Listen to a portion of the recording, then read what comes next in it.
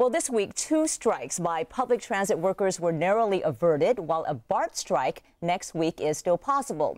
These and other recent labor disputes have sparked pointed conversations about the role of unions in today's economy. Have they lost touch with reality, or are they still needed to protect decent wages for the middle class?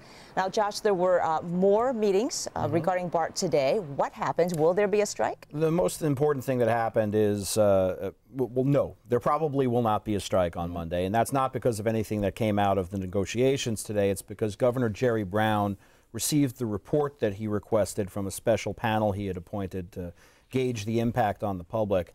And they concluded, as most of us would have suspected, that a strike would have a profound impact on the Bay Area, a severe economic impact. And so the governor today said that if they have not reached a resolution over the weekend, which I think practically nobody thinks they will, he will go to court on Sunday morning. Yes, that's right. The governor gets to go to court on Sunday morning if he wants to.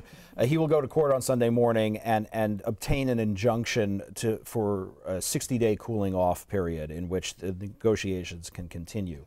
So it's almost impossible that there'll be a strike on Monday by most accounts. Even so, though, this whole BART situation, and AC Transit earlier this week threatened to strike. Of course, that was averted. They reached a last-minute deal.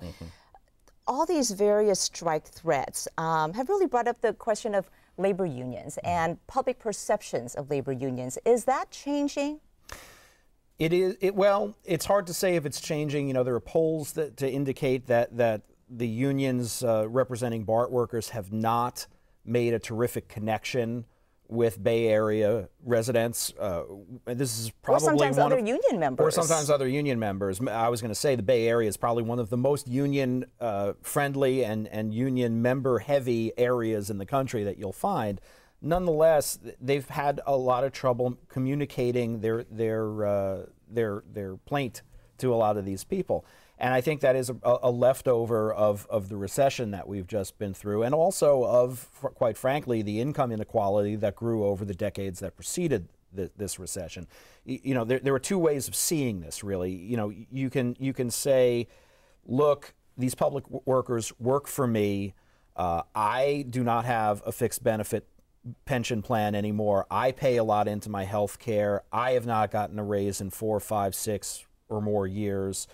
If I can't have it, why should I pay for it for them? And that's something that the unions are trying to overcome. But the flip side of that is that a lot of people see these striking public workers, and particularly the BART workers now, as the last defenders of what's left of a middle-class American dream that unions helped build for a lot of people over the last half-century. Well, they instituted the 40-hour work week, for example, things that we all get to enjoy now. There's the old union slogan, you know, the weekend brought to you by labor unions. You know, but really, you know, wages that pay the bills and allow for modest savings, affordable health care, secure retirement. And there are people out there who look at this situation and say, if they can still win it, maybe there's still hope for us too. And so, you know, the Bay Area public is sort of split on that. The unions and management are grappling with that. This amid an overall national tableau, though, where union membership has fallen to its lowest level since 1916. I mean, there are fewer union members out there than ever. And since 2009, public workers have accounted for a majority of U.S.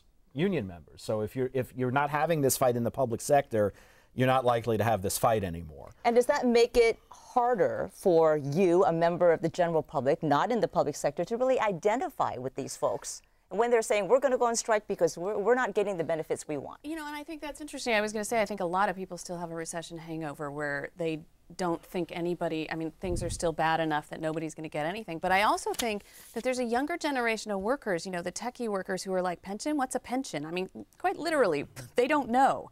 And so when you're asking for these things from a BART perspective, it's hard to sympathize when you have workers who didn't grow up in a heavily union workplace or workforce. It's not only that. There is a component of that, but there's also a component of the fact that BART is the only means of transportation available for a lot of lower income workers in the Bay Area, people who don't have cars as an alternative. They can't choose to sit in traffic if there's a strike. They have no way of getting to work if BART goes down. And, you know, it's not just a sizable inconvenience, it's a threat to their very subsistence. Their livelihood. Their livelihood. And it's hard to get those people to sort of see the bigger picture of we are fighting for working people everywhere, and the rising tide will lift all boats in the long run if people can't get to work now and are going to lose their jobs as a result of it. I have to wonder about a 60-day cooling off period because they haven't made any progress so far. I'm wondering, 60 days, are they just going to twiddle their thumbs? What's going to happen? Well, I think this actually puts a little bit more onus on the unions, because if they don't make some sort of movement during this cooling off period that the governor is setting up, there's going to be a feeling of intransigence, and that's not going to play well. And there's there's no guarantee that after the 60-day cooling off period there won't be a strike, because in the 97 strike, a 60-day cooling off period had been imposed, and they still went on strike. Watch in October. Okay, all right, Josh, thank you.